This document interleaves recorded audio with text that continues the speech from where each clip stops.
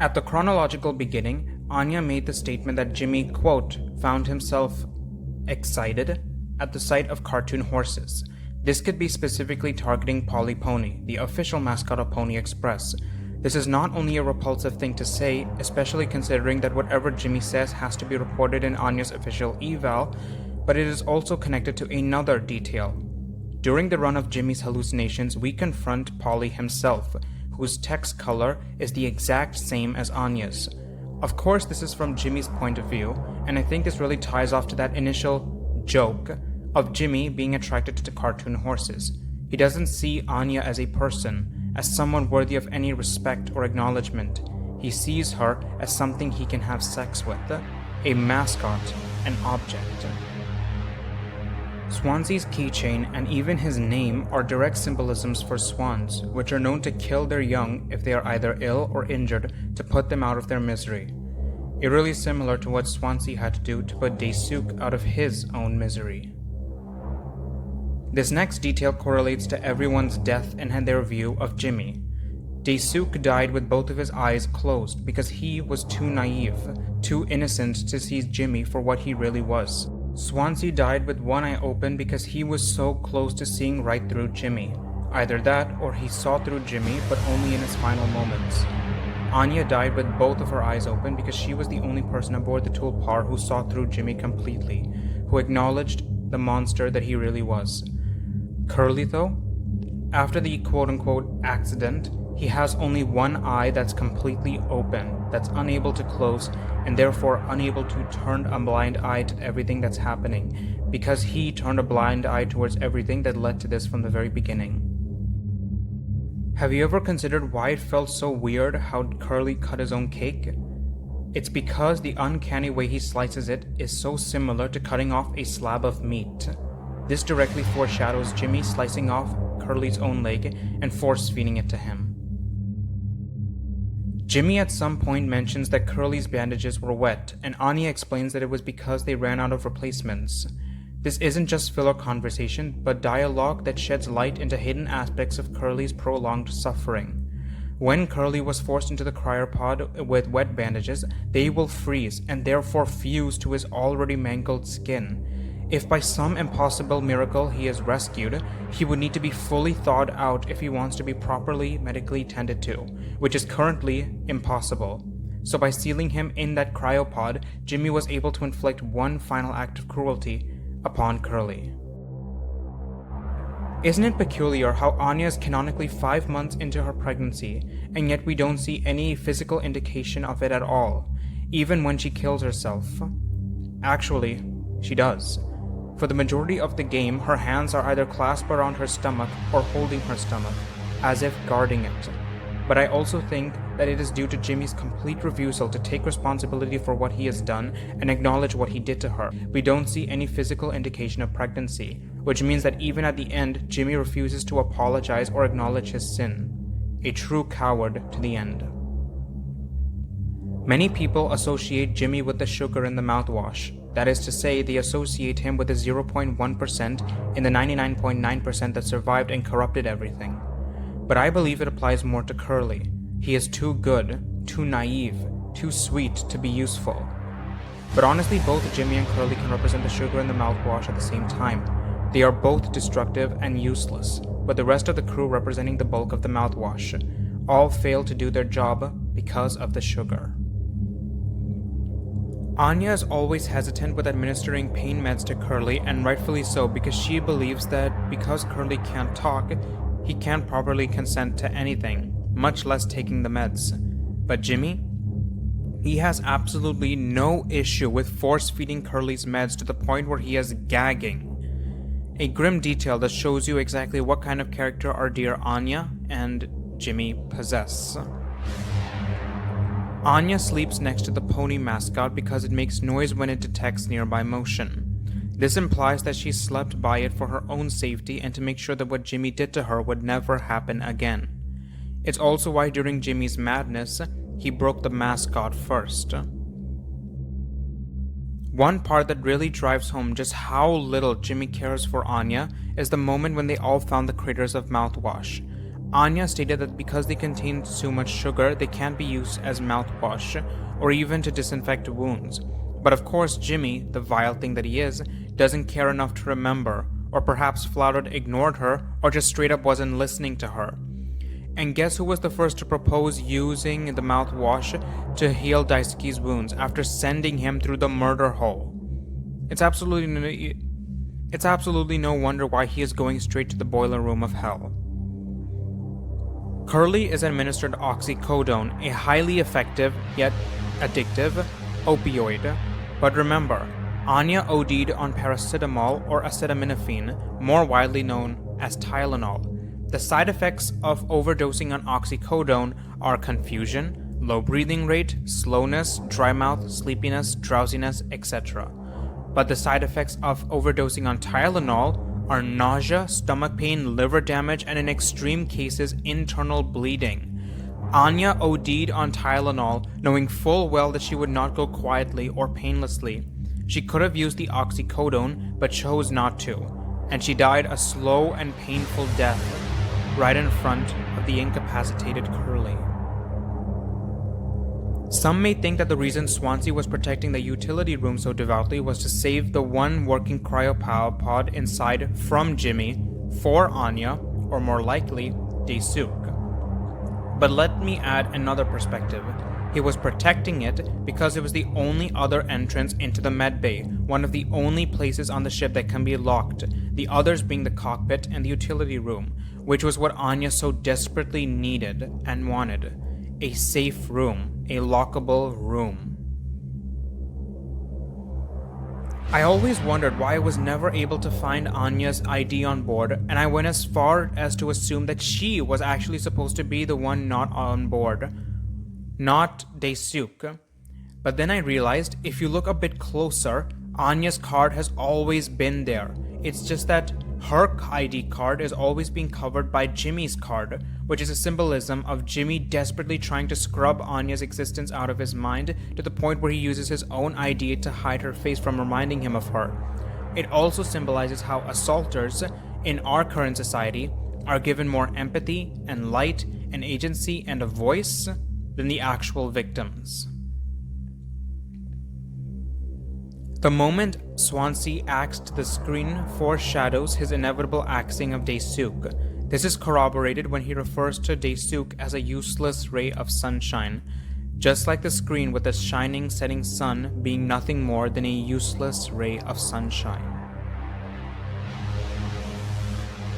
The scene where you feed Curly his medicine and it fades to black with nothing but the sound of Curly struggling to hold it down isn't actually the sound of Curly trying to hold his meds down. It's the sound of Jimmy beating Curly to keep him still.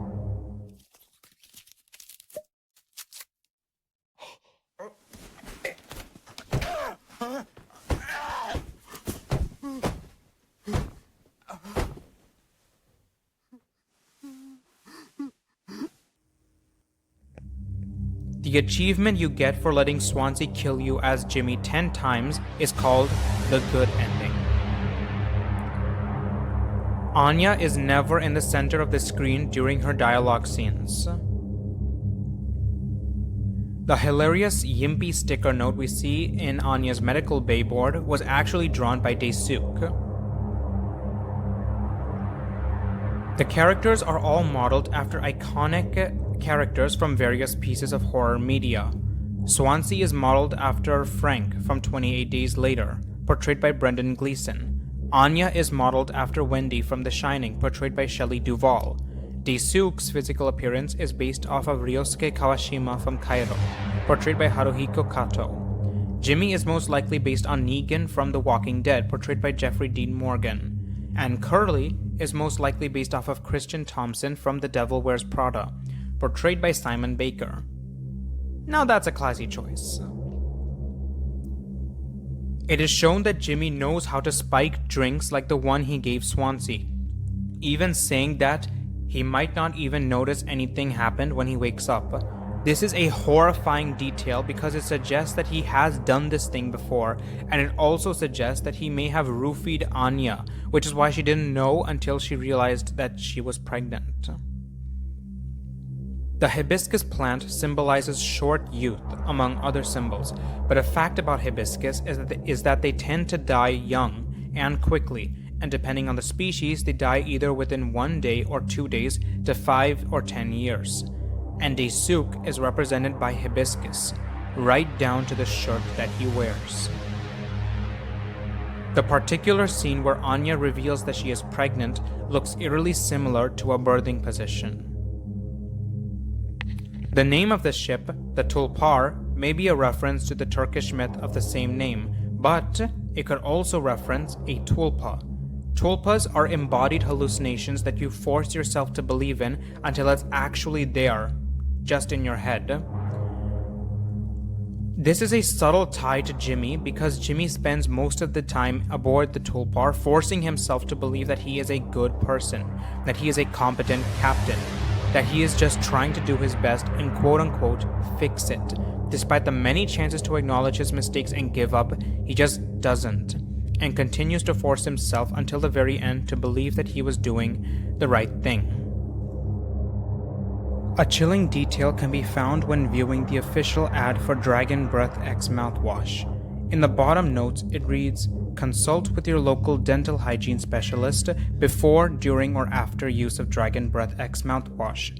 Dragon Breath will not accept responsibility for any harm caused by use of this product." Normally, brands are supposed to state that they are not responsible for any harm or damage done from using their products, putting the blame on the user. But Dragon Breath flat out refuses to take any responsibility for any harm done. Jimmy used isopropyl alcohol to spike the drink that knocked out Swansea. Isopropyl alcohol is a great disinfectant that can be used to treat mild and severe wounds. That is to say, he could have used it to help Daesuk with his wounds. Anya tried and failed to get into medical school 8 times, a fact that Jimmy seemingly enjoys bringing up over and over to drill into Anya the idea that her dream of becoming a nurse is pointless. However, we are only shown Anya's extraordinary talent when she was able to keep a severely maimed and degloved human alive for over 5 months, tending to his wounds, administering meds, unwrapping and rewrapping bandages, helping him use the bathroom, cleaning him, all with the bare amount of resources available. She doesn't need medical school, the medical field needs her. The same way the sorry game pieces in the Tulpar lounge represent the crew, the cake packets represent the characters as well. Water, something blue, and the lifeline of everything represents Anya. The sugar sweetener, something pink and used to boost morale, represents Daesuk. The gelatin, something yellow and the foundation of many recipes, represents Swansea, the foundation of the group, the oldest member, all of whom come together to form the cake, representing Curly. This association comes from the fact that the one corporate-mandated birthday everyone decides to dedicate to belongs to Curly, meaning it's his cake to cut, and his leg was similarly cut like a cake. There is, however, one packet that is never used, nor instructed to be used, but you're always carrying it with you. The tonic packet, something green, something that represents Jimmy. We know that Jimmy was the one who caused the Tulpar to crash from the very beginning. In the intro, as we are crashing the ship, we are sitting on the left seat. Later on, when Curly is talking with Jimmy at the cockpit, we realize that this is the co-pilot's seat. This is Jimmy's seat. This detail correlates with everyone's names. Daesuk's name can be interpreted in many different ways thanks to the unique kanji used to write his name. His name can mean big assist, big help, big bless, big mediate, but no matter how you interpret it, Daesuk's name perfectly represents his constant need to help people out, to assist, no matter the cost. Swansea's name is a direct reference to swans that are known to kill their young if they are sick or injured. Anya's name is Hungarian for mother, a direct reference to her pregnancy after Jimmy raped her. Jimmy's name is based off of the Lana Del Rey song A&W, a song that symbolizes rape culture. The song also brings up the name Jimmy multiple times.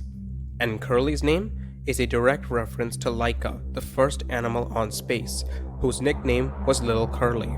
If you remember, Laika was sent to space, but there was no plan for her to return, and so she died a slow, lonely, and painful death in space. And last but certainly not least, my favorite detail. The game is a summary of the consequences of Jimmy's ability and decision to do nothing, his complete inaction. He chose not to do anything about Anya in her predicament, to help her, to defend her. He chose not to do anything about Jimmy, his old friend, about him raping Anya or crashing the ship. He chose not to act when he learned that everyone except him would lose their jobs after this last cargo. And so, because he chose to do nothing, as a sort of poetic karma, he is now cursed to never be able to do anything. It is absolutely fair to blame Curly for what happened on the ship. He had every opportunity to take action. He was being told to his face by Anya what was happening. But his believe in everyone, look at the big picture, we can fix this ideals, led to nothing being fixed, nothing getting done, and it's devastating to realize that if Curly had just done something instead of nothing, everyone could have gone home. Everyone could have lived. That and Jimmy would at least be able to pay for his crimes. Curly truly meant no harm and wants to be a good leader. He wants to see the good in people and wants to believe people can change, which is indicative in how he treats Jimmy.